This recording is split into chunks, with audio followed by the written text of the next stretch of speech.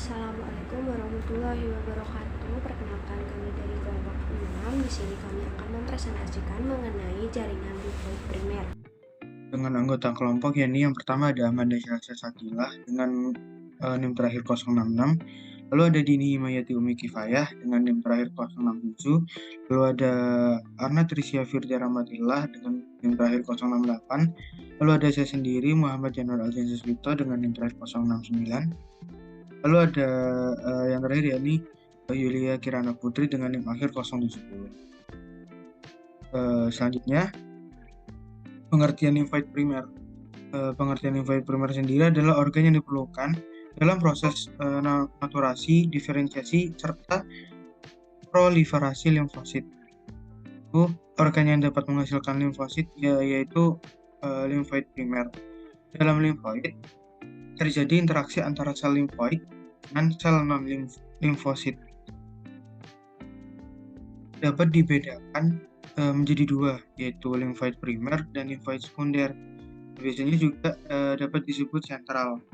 Apabila menghasilkan sel limfosit, selanjutnya akan ditransfer menuju organ limfoid sekunder yang termasuk ke dalam lymphoid primer, yaitu sumsum tulang atau biasanya disebut dengan bone marrow. Dan timus. Limfosit T yang dihasilkan berasal dari sumsum tulang dan limfosit B itu mengalami pemanakan di sumsum tulang.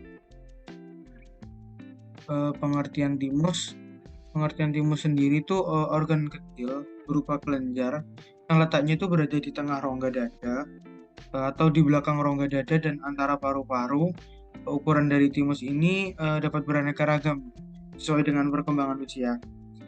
Timus itu dapat menghasilkan sel limfosit B serta hormon-hormon yang dihasilkan oleh kelenjar timus, diantaranya adalah hormon timopietin sama hormon timulin. Nah, kelenjar timus ini berbentuk tabung kecil dan terdapat sepasang dengan ukuran sama. Selanjutnya adalah fungsi timus. Timus berperan memproduksi sel-sel yang sering ditemukan pada sel darah. Namun, sebagian sel ini juga dapat ditemukan pada jaringan-jaringan dalam tubuh. Kelenjar timus menginduksi diferensiasi sel induk limfosit yang memiliki kemampuan berpartisipasi dalam reaksi kekebalan. Sel limfosit T sangat sensitif terhadap antigen sehingga mengalami suatu reaksi dari limfosit di kelenjar timus dengan memperbanyak diri atau melakukan pembelahan.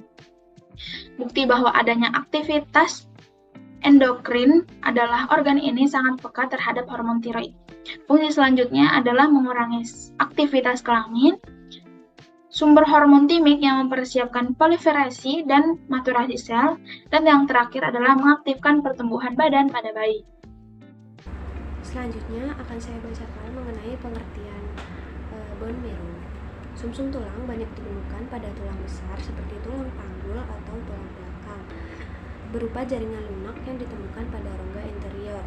Organ ini mengandung sel punca yang nantinya dapat berdiferensiasi. Sumsum tulang belakang berfungsi sebagai tempat diproduksinya sel darah merah, sel darah putih, dan juga keping darah. Selanjutnya adalah fungsi bone marrow atau sumsum tulang.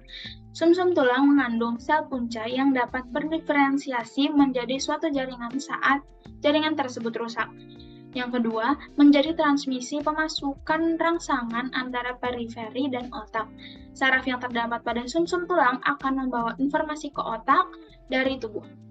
Selanjutnya adalah tempat diproduksinya sel darah, yaitu keping darah, sel darah merah, sel darah putih, serta penyimpanan lemak.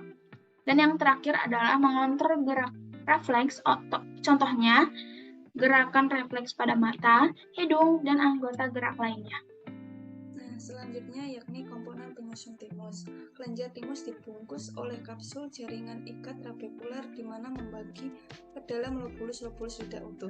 Pada gambar terlihat bahwa setiap lobulus memiliki daerah tepi yang gelap dan dikenal sebagai korteks, dan bagian pusat yang terang dan disebut medula.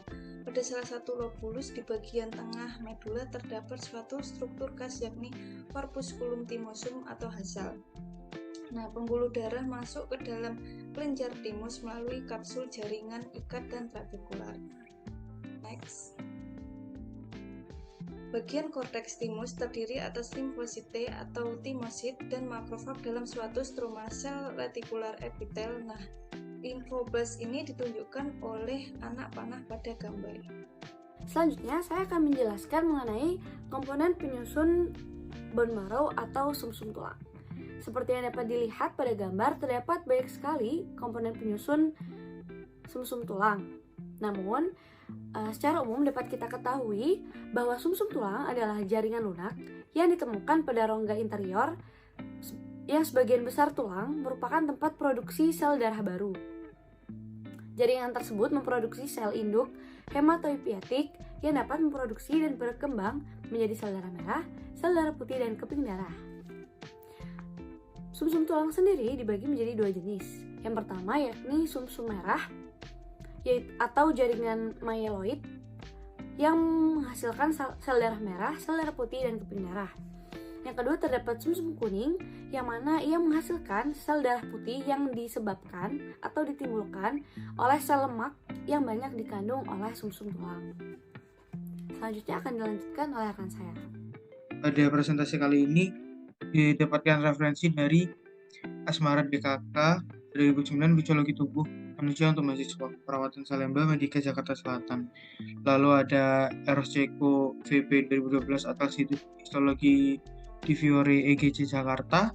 Lalu ada Librani Restu 2007 Kajian Imunopatologi Sistem Infoletikular Mencit. Lalu ada Syaifuddin H 2010 ini tentang anatomi fisiologi.